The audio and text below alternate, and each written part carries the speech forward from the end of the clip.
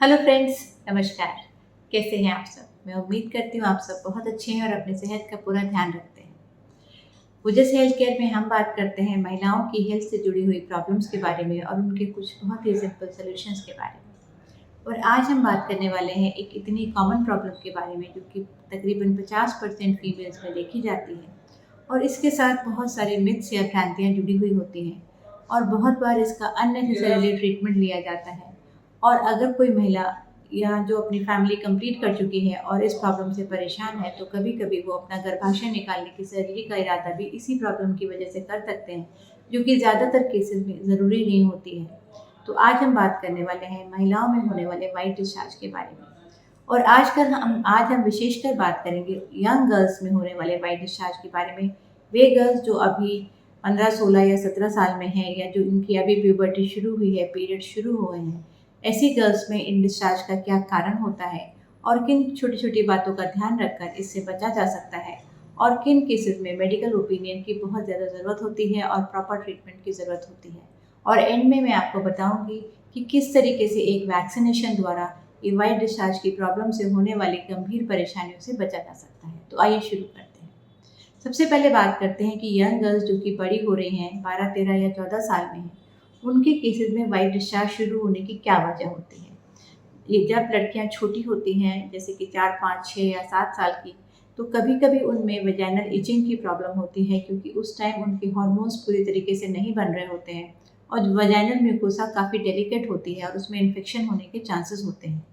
पर जैसे जैसे लड़की बड़ी होती है, 12, 13 या 14 साल में आती है, तो उनकी ओवरीज काम करना शुरू करती हैं और ओवरीज से निकलने वाले दो मुख्य हार्मोन्स होते हैं, ईस्ट्रोजन और प्रोजेस्टेरॉन। इनका काम होता है जेनाइटल ऑर्गन्स, यूट्रस, सर्विक्स और वजाइना पर ये एक्शन करते हैं और इनको तैयार करते हैं जब युवावस्था के लिए। और ऐसी कंडीशन में जो वजाइनल म्यूकोसा होती है, जो कि पहले बहुत ही डेलिकेट होती है, वो थोड़ी फर्म हो जाती है, थिक हो जाती है और उसमें कुछ ग्लैंड्स होते हैं जिनकी फंक्शनिंग शुरू हो जाती है। आमतौर पर इन ग्लैंड्स का जो काम होता है वो ये होता है कि जब भी कोई महिला या लेडी सेक्सुअली एक्टिव होती है, इंटरकोर्स के लिए जाती है, तो उस दौरान लुब्रिकेशन को जो प्रोवाइड करने का काम होता है वो इन ग्लैंड्स का होता है।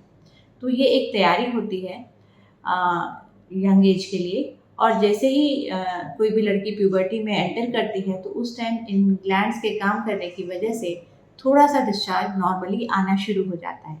ज़्यादातर ये डिस्चार्ज वाटरी होता है, पर कभी कभी कुछ केसेस में ये थोड़ा थिक डिस्चार्ज हो सकता है और इसकी क्वांटिटी 2, 4 या 5 ml के बराबर होती है।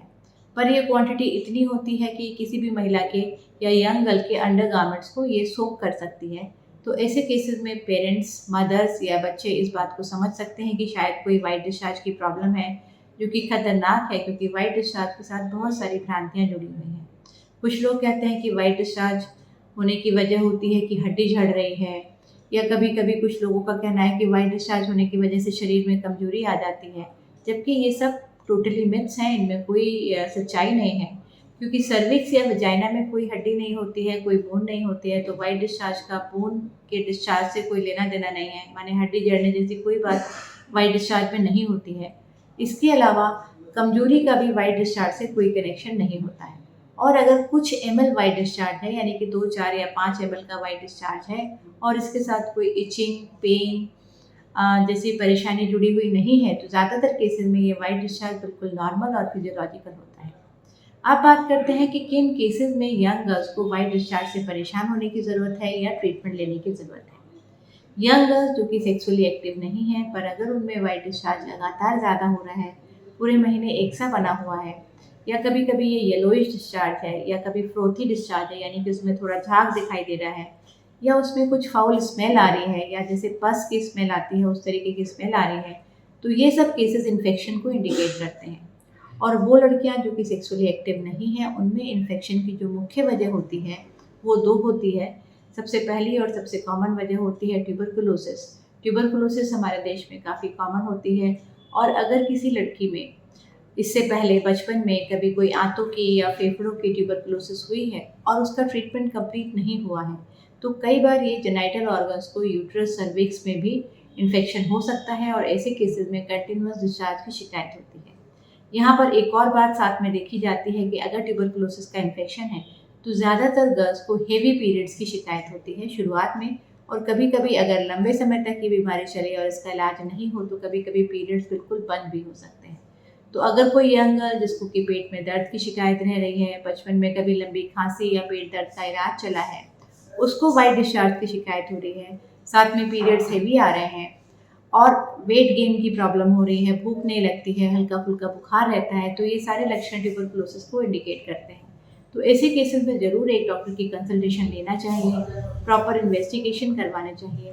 और एक बात बहुत ज़रूरी जो यहाँ पर मैं आपको बताना चाहूँगी कि ट्यूबरकुलोसिस का इलाज काफ़ी लंबा चलता है, कभी कभी ये 9 महीने या 1 साल तक चलाना पड़ता है और इस इलाज को बीच में छोड़ने से भविष्य में गंभीर परिणाम होने के चांसेस होते हैं। तो ऐसे केसेस में इसका ट्रीटमेंट पूरा होना चाहिए और बिना डॉक्टर की सलाह के ट्रीटमेंट को छोड़ना बिल्कुल भी नहीं चाहिए। दूसरी वजह जो यंग गर्ल्स में जो कि सेक्सुअली एक्टिव नहीं है उसमें इन्फेक्शन की होती है कैंडिडा इन्फेक्शन। वे गर्ल्स जो कि वीक हैं, एनीमिक हैं, उनमें फंगल इन्फेक्शन होने के चांसेस रहते हैं और कई बार ये इन्फेक्शन यंग गर्ल्स में हो सकते हैं। अब बात करते हैं दूसरे केसेस में जहाँ पर कि यंग गर्ल्स जो कि सेक्सुअली एक्टिव हैं, किसी भी वजह से वो सेक्सुअली एक्टिव हुई हैं, कोई फैमिली प्रॉब्लम हो सकती है, कोई एक्सीडेंट हो सकता है, पर ऐसे केसेस में सेक्सुअली ट्रांसमिटेड डिजीजेस को बिल्कुल भी इग्नोर नहीं किया जाना चाहिए। इन केसेस में जो डिस्चार्ज है उसके साथ गर्भाशय के आसपास तेज़ दर्द की शिकायत हो सकती है, फीवर की शिकायत हो सकती है, साथ में यूरिन में जलन या दर्द की शिकायत हो सकती है। तो ऐसे केसेस में एक मेडिकल कंसल्टेशन बहुत ज़्यादा ज़रूरी होती है। प्रॉपर एग्जामिनेशन के बाद ट्रीटमेंट करने की भी बहुत ज़्यादा ज़रूरत होती है। गर्भाशय का कोई भी इन्फेक्शन हो अगर लंबे समय तक अनट्रीटेड रहता है तो वो भविष्य में इनफर्टिलिटी का एक वजह बन सकती है। तो यंग गर्ल्स में अगर डिस्चार्ज ज़्यादा है, साथ में पेन एसोसिएटेड है, पीरियड्स की इरेगुलरिटी है, तो ऐसे केसेस में ज़रूर डॉक्टर की कंसल्टेशन के लिए जाना चाहिए। अदरवाइज अगर डिस्चार्ज थोड़ा है, पीरियड्स के कुछ हिस्से में आ रहा है, 2, 4, 5 या 10 ml है, साथ में कोई इचिंग नहीं है, पेन नहीं है, तो ऐसे केसेस में कोई भी ट्रीटमेंट की ज़रूरत नहीं होती है। एक बात यहाँ पर मैं आपको ज़रूर बताना चाहूँगी कि यंग गर्ल्स जो कि 9 से लेकर 15 साल में है, उन्हें एक HPV वैक्सीन दिया जा सकता है। ये एक वैक्सीन होता है ह्यूमन पैपिलोमा वायरस के लिए, जो कि यंग गर्ल्स को लंबे समय तक प्रोटेक्शन देता है इस वायरस के अगेंस्ट, जो कि कैंसर सर्विक्स का एक बहुत बड़ा कारण है। तो अपनी सभी बेटियों को आप ज़रूर वैक्सीनेशन के लिए प्रेरित करें। ये एक बहुत ही अच्छी और कारगर वैक्सीन है। इसके 3 डोजेस दिए जाते हैं और अपने डॉक्टर के साथ इस वैक्सीनेशन के लिए ज़रूर जाएं। तो वाइट डिस्चार्ज यंग गर्ल्स जो कि सेक्सुअली एक्टिव नहीं है उनमें ज़्यादातर केसेस में बिना किसी परेशानी के हो सकता है और इसके लिए कोई ट्रीटमेंट की ज़रूरत नहीं होती है। जागरूक रहिए, स्वस्थ रहिए और अगर आपको वीडियो अच्छा लगा है तो इसे लाइक और शेयर करना मत भूलिए। धन्यवाद।